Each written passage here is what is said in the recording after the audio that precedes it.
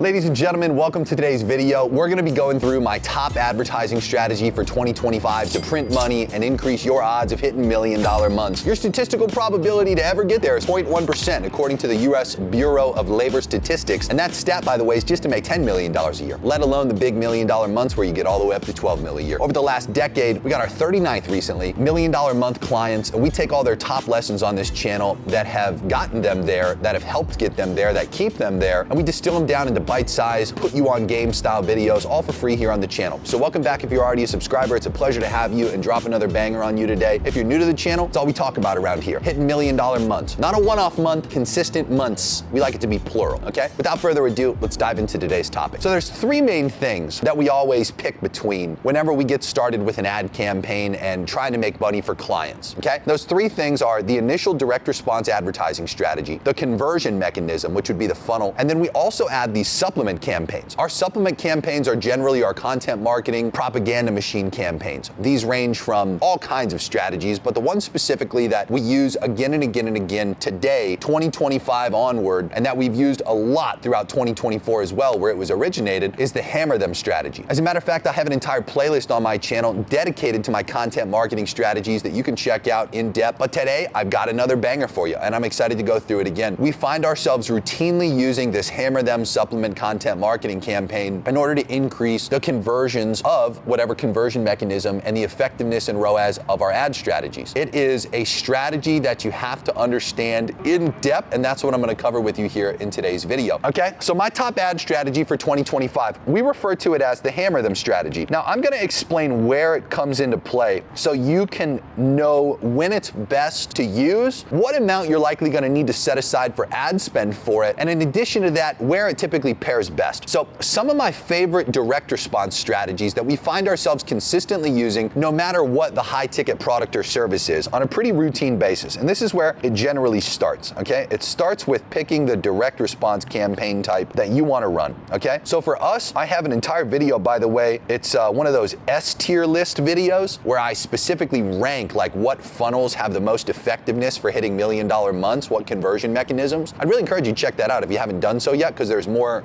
funnels that you might be choosing between or what you might want to run yourself this year that are in that video. And you can kind of see where I rank them and how we prioritize them. In this video, I'll just cover what we generally pick between, which are some of the top funnels from that list. Starts off with call funnels. We're a huge fan of call funnels. These are typically paired with a VSL and or a mini webinar. And mini webinars are just short, anywhere between about sometimes as low as 5 minutes, all the way up to about 15-minute templated video presentations that have very specific flows. We have the mini webinar 1.0 and we have the mini webinar 2.0. Mini webinar 1.0 is more like generalized and applicable for any type of high ticket product or service, whereas the mini webinar 2.0 is geared specifically towards some type of make money offer, anything that has like a financial return to it. That's what the 2.0 specifically is built for. And then we have an entire video on this channel, by the way, dedicated to 8-figure VSL lessons that you can go watch. If you're one of our paid community members in the Inner Circle program or in one of our master internet marketing programs, as an example, we have an in-depth SOP that we just released on VSL mastery that you can look up inside of the Telegram group chats that we have together.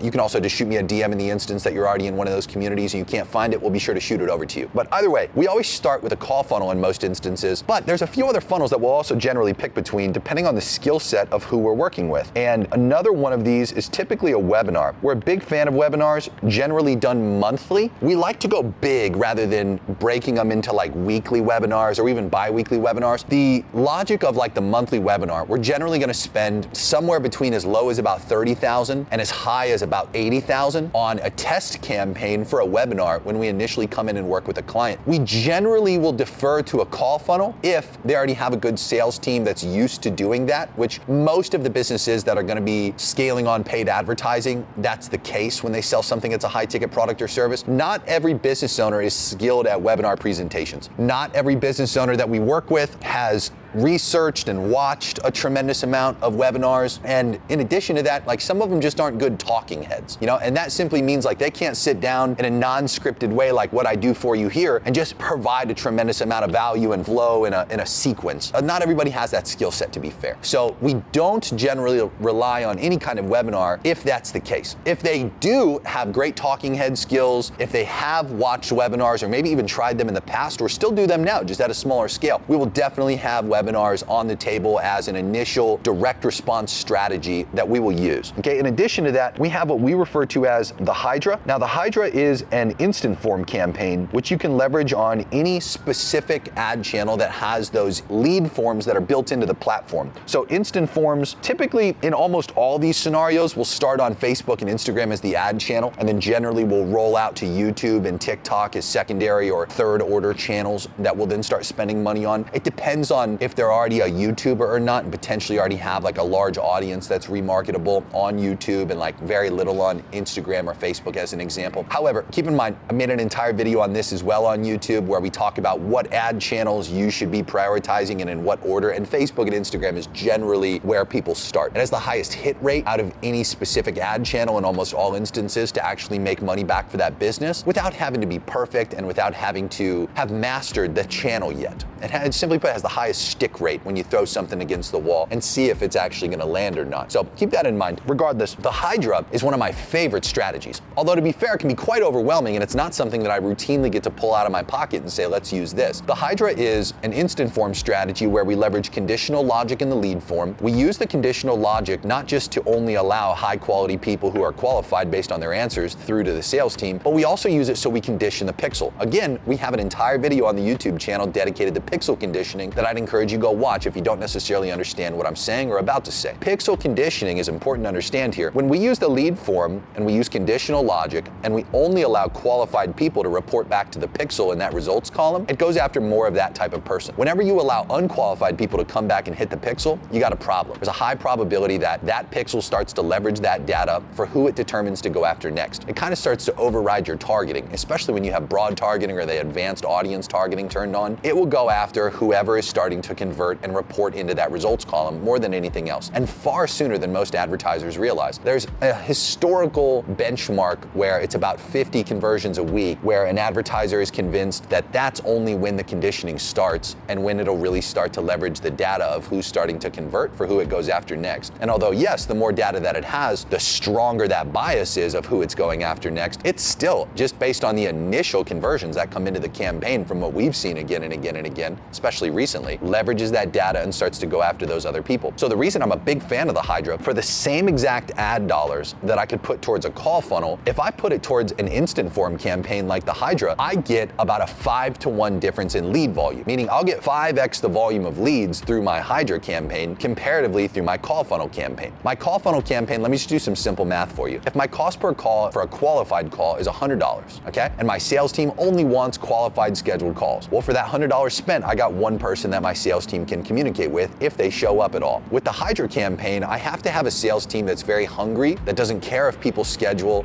will actively follow up and do well with it, and wants to pursue leads rather than just sitting back waiting for them to show up on their calendar. For that same $100 spent, if I get a $20 cost per qualified lead, which might be high by the way, typically I can get a lower cost per qualified lead depending on the niche to be fair. I can get an accredited investor lead as an example that has a minimum of $100,000 to invest for somewhere between like $20 and $30 through an instant form campaign, just to put it in perspective. So if you have an offer that is, $10,000, $20,000, even $50,000, and they don't have to be an accredited investor, which there's only around 8 million of in the United States as an example, I can typically reach a far greater quantity of qualified people for a cheaper cost per qualified lead. So just to keep it simple though, with that 5-to-1 ratio, for the same $100 spent on the Hydra campaign, I can typically get 5 leads that need reached out to and need communicated with for every 1 lead I can get through my call funnel campaign, assuming a $100 cost per qualified call and a $20 cost per qualified instant form lead. So I love the Hydra in terms of what it does for volume immediately. The only reason I dislike the Hydra is it's very sales team dependent.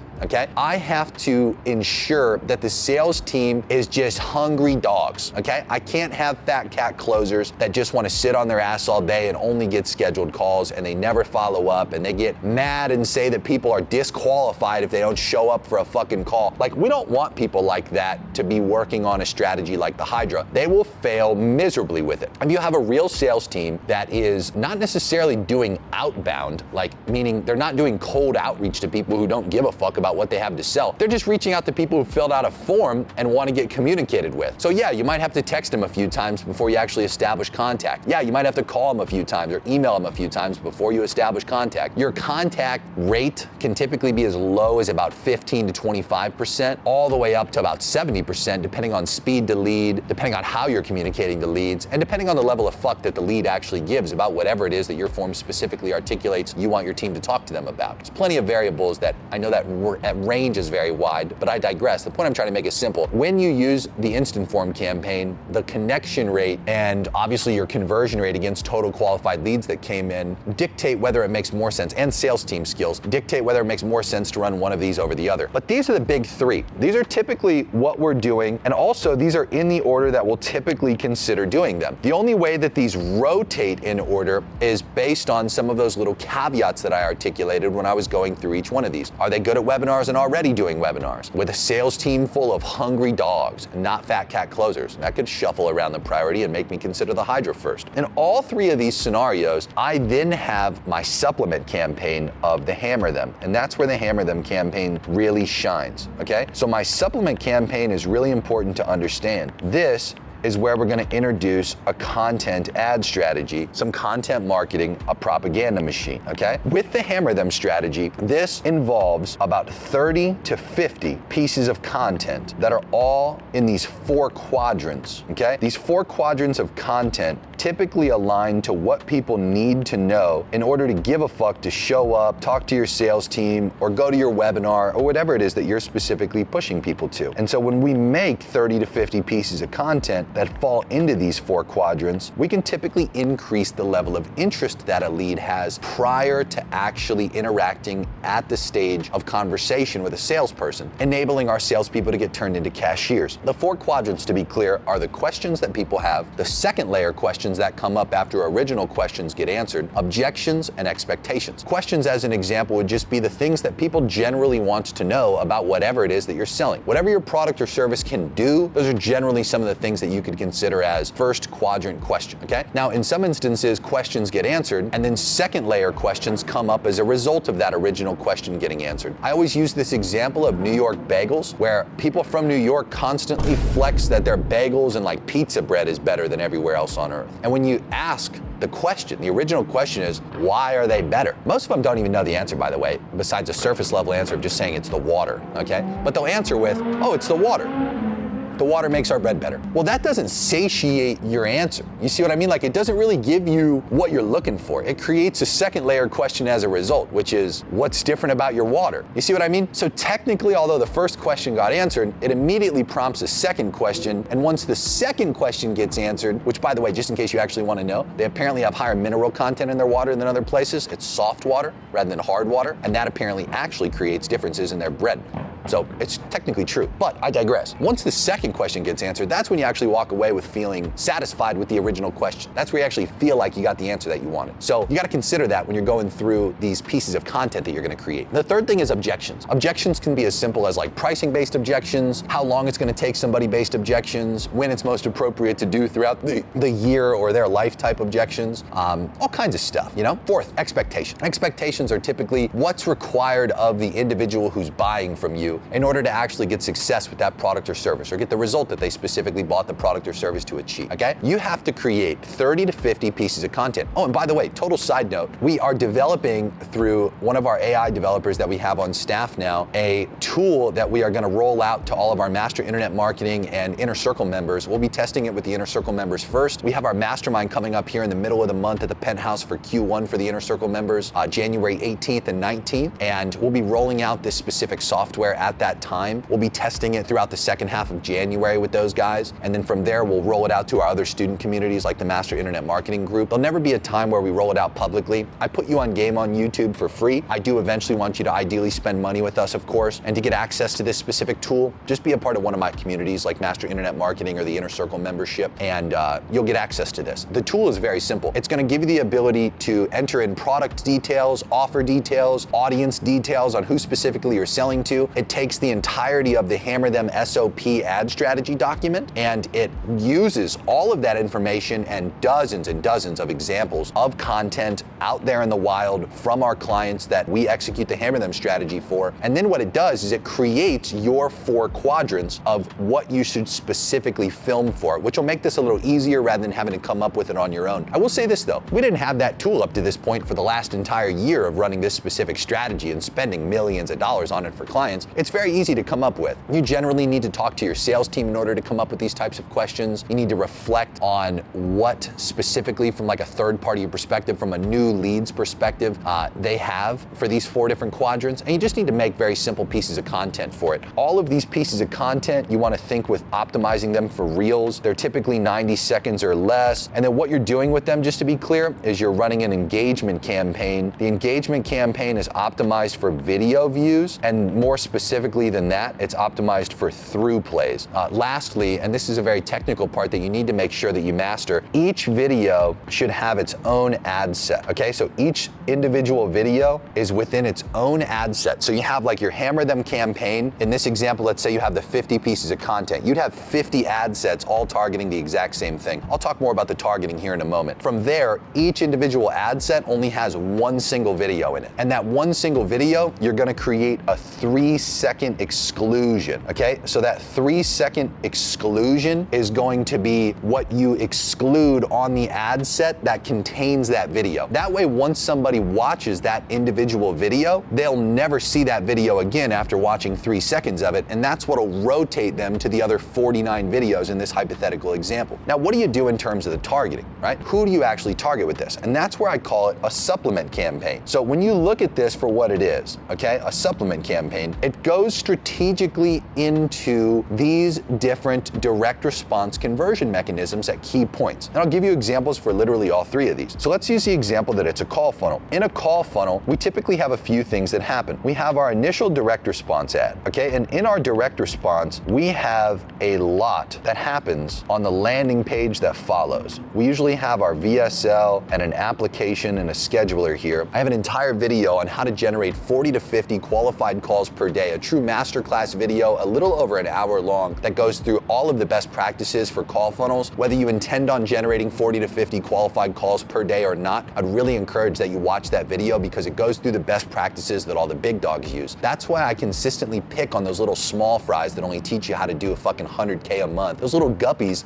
that are teaching you how to be a gross millionaire at 1.2 mil a year, how to do like a handful of calls per day. These guys are fucking losers. They're teaching you how to do little small fry results. When you learn big dog strategies and you pull it down to your level, no matter where you are within that spectrum, you have the ability to take true best practices that are working at scale that get people to those levels in the first place. That's what creates the difference. When you learn small fry strategies, you eventually have to learn to play completely different games. If you just learn the bigger game right away, you can just take the best practices from the bigger game and pull it down to your level right away. That's why all these strategies are so applicable for people that are doing a couple $100,000 a month already, or even that are on their way to just being a little bit above 100K a month, trying to get to their $1 million months. You can take these best practices and shrink them down to your specific level and still use them. So check out that video that I have. It's my homepage video, the main video that I've highlighted for you there on how to generate 40 to 50 qualified calls per day if you want some best practices for call funnels. I digress. Once somebody actually books a call, okay, and this is important to understand. So they've officially booked, okay, most people, and this is where they fail, they'll just take the person to the actual call itself and then obviously hope they close. This is wrong. This doesn't work. There's a gap here specifically that you have to exploit before the actual call occurs. That's where you add the supplement campaign. So the supplement campaign in this case would be the Hammer Them strategy. So once the person books, we, and this is why it got its name this way, are going to hammer the living shit out of these leads with ideally upwards of 30 to 50 pieces of content. We want a minimum frequency of about 15 to 20 different individual impressions from individual pieces of content reaching that person before their call. That's where we can officially turn our salespeople into cashiers at a higher rate. When you deal with organic leads, the reason they're typically so warm and they're so hot is because they've consumed an untold amount of your content content. Most people know that they've watched videos, but they don't know how many videos, or in some instances, even what videos they watched, and nobody generally knows what order in which they've watched them. You can take an educated guess based on random customer feedback, but even then, you generally don't get the full picture. The point I'm trying to make is, we are trying to replicate the organic sales process via paid advertising when we implement the Hammer Them campaign into this specific step, okay? We are trying to condense what would otherwise happen over days, weeks, or months with an organic process and condense it down to about a 2 to 3 day window. This is a very key thing to understand. We typically have 2 to 3 days on average before somebody actually talks with our sales teams. In that window, that's where we wanna make sure that we get all that content and all those educational emails that pair with the Hammer Them strategy as well in front of those specific leads, okay? This is what's so important to understand about this. It replicates the organic sales process. That's why a lot of people who go from organic to paid advertising fail. They only roll over the conversion mechanism, like the call funnel. They fail to roll over the major piece that actually does the selling, which is the content. And how you get that content in front of people matters. You generally only need to spend about $100 a day on this specific audience. There's a few caveats I want to make sure I point out. If you don't have at least 100 people in the audience that you are going to target, you can't target that audience and expect it to actually reach those people. Because again, you have a minimum in almost all ad channels of 100 people per audience to actually have that content reach them. So if I'm operating where I have 100 people that are coming through my call funnel every 2 to 3 days in this example, I'd be able to do just my call funnel audience for the last 72 hours with no problem and ensure that my content reaches those people in that window who are going through that very specific part of the process. Most of you who I've talked to don't have that quantity of people yet that are, in this case, booking calls with your organization within 72 hours. So what do? First thing you do is you kind of expand it out a little bit. So let's use the example that your specific sales process or your timeline to close is 7 days. Instead of just doing a 48-hour or 72-hour window for your call audience, the people who booked calls, you might extend that out to 7 days or even 14 days. You might add people who are from other audiences that are still considered really hot that you want to have hammered so you can reach that minimum threshold of 100 people. If you find you set up the Hammer Them campaign and that it's not actively spending, it's very important to note that your audience size in almost all instances when it's not spending is too small, and you have to add a supplementary audience or widen the window of the existing audience you have in there.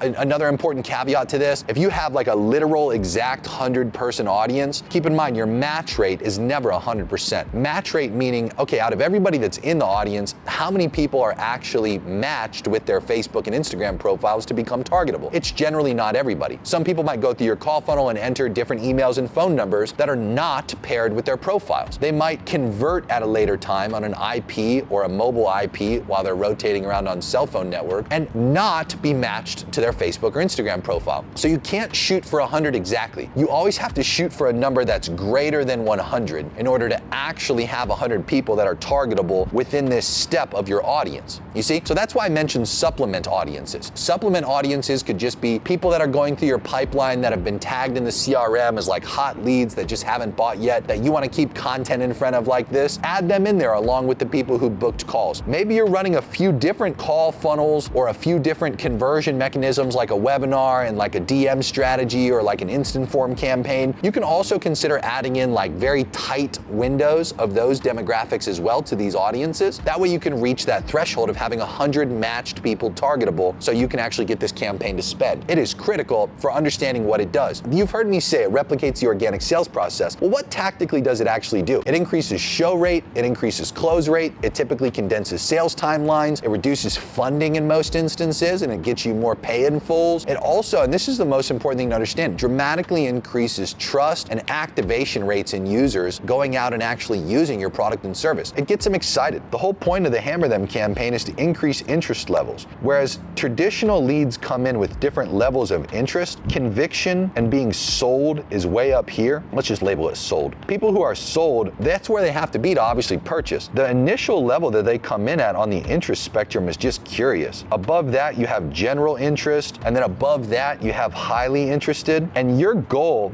is to get somebody to the point where they become sold, okay? And if we can get that person there through a Hammer Them campaign, we can generally, if not literally get them to sold, at least get them to highly interested. This is the thing that most businesses fail with. They think that when a lead comes in, that the person is already sold. That's why they booked a call. That's the mind of the person who doesn't understand how human beings actually work when they book calls or come through your lead form or opt into your webinar. They don't give enough of a fuck yet to actually buy. They're just typically curious or generally interested about what you're gonna talk to them about. In between the actual time of them taking whatever the action is, like opting into a webinar, filling out a lead form, booking a call, etc., DMing your business, you have a high probability to get that person sold if you actually put enough content in front of them. That's the whole point and intention of the Hammer Them campaign and almost all of my other content ad strategies as well. Let's look at how this works for a webinar campaign. So when you look at webinars specifically, okay, again, it starts off typically with our direct response ads telling people to go and opt in. From there, we typically have an opt-in page. Now, in this normal flow for how it generally looks, you'll then have some emails that generally go off to people and tell people, you know, show up. These are the reminders, okay? And you do still want to send these, to be fair. I don't want to make it sound like you shouldn't, but there has to be, at this stage specifically, that's where you'd be implementing the Hammer Them sequence. After that, you obviously have the webinar itself that occurs, and the actual webinar is, in most instances, judged based on show rate, conversion rate, cash collected per sale, etc. Some of you are doing direct to checkout, some of you are doing call to actions to book calls, and that's what dictates from here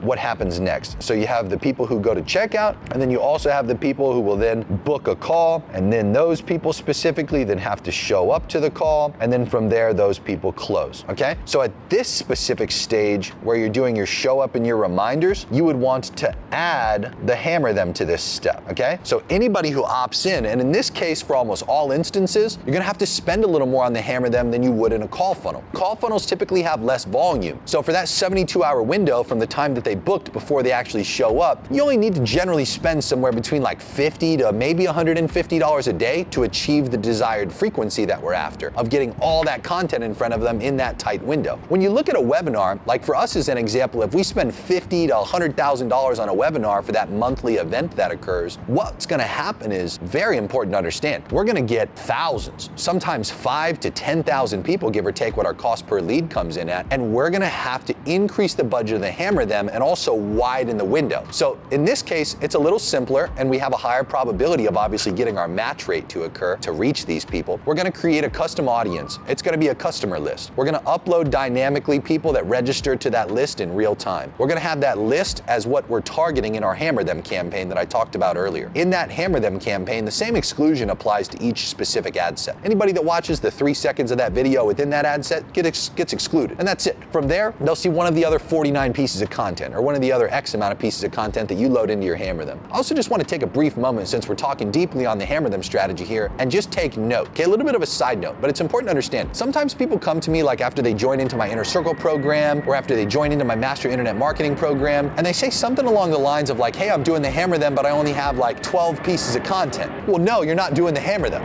You know, that's not the Hammer Them strategy. The Hammer Them strategy is literally having that minimum of 30 to 50 pieces of content in there. There is no less. I have tested it with less. It's not nearly as effective with less. You literally have to have that minimum quantity of content in order to actually get that shit to work. It's very important to understand that. To see true effectiveness with it, you have to have that range of content, and you have to have the frequency threshold met. So back to the webinar example. With webinars specifically, we're gonna have to spend a little more money. Rather than only being able to spend like maybe $100 to $200 a day, we might have to spend like $300 to $500 a day to actually achieve the desired frequency we're after for thousands of people that are gonna register to this thing, especially if you include the organic people that might be registering with your paid audience, okay? So that's what dictates budget. It's not a static answer. The answer is whatever achieves the frequency is what the budget should be, you see? And because of the result that the Hammer Them strategy generates on a very consistent basis, it's worth spending that money on, you see? So even if we spent, like, I'll give you a good example. We had a client that had 10,000 registrants to a webinar that they did on a monthly basis, on a very consistent month-over-month basis, okay? And they had another 5,000 that would register on an organic basis to that exact same webinar. I'd have about 15,000 people in this customer list. I'd roughly get about 12 to 13,000 of that 15,000 that would match and become successfully targetable by my Hammer Them campaign. From that perspective, I have to ensure, and it's very important you understand this, I set aside a budget of probably $10,000 to $15,000 to actually reach all of those people 15 to 20 times with individual pieces of content from that batch of 30 to 50 of the total pieces of content I have available to get in front of them. Sure, I Ideally, content is always cheap. I've seen content through my Venus flytrap ad strategy as an example, or through my tornado content ad strategy, or through my Forester content ad strategy, or one of the unbound amount of content ad strategies we've pioneered over the years be literally as cheap as a penny, or even a tenth of a penny. I've seen as cheap as 1/100th of a penny to reach people. Typically with the hammer them strategy, it might cost upwards of like 10 to 50 cents to get somebody to watch 15 seconds of that video. But again,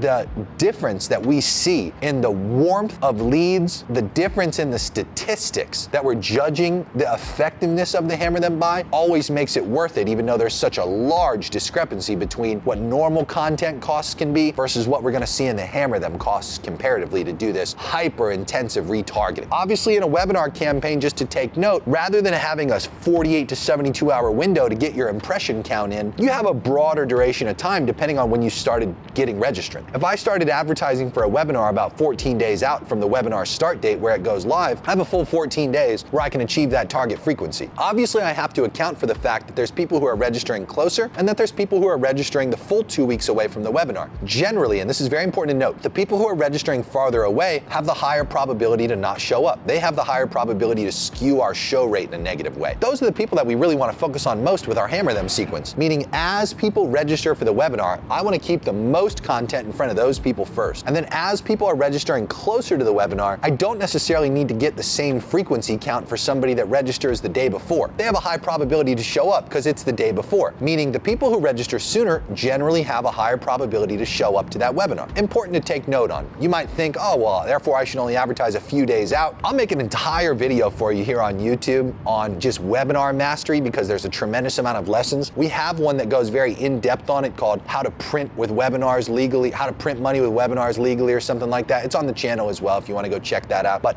I'll make an entire mastery video on it that's quite long and extensive if you'd like. Comment below if you're interested in that. Either way though, the hammer them sequence for the webinar is very effective at improving show rates, improving close rates, improving those call conversion rates. It gets people excited. It's the same exact logic. It increases interest, okay? Now let's go through this final example. Before we do, I'd love for you to take an opportunity to consider joining into my Inner Circle offer. Twice a month, we do one-on-one calls together, up to 30 minutes long, booked at your discretion. You don't even have to use them if you don't want. Weekly group calls where we go through every Saturday at 11 a.m. Eastern Standard Time. We have a recorded call. You can show up live, ask questions, or just watch the recording at your convenience at topics that the members are asking to have covered.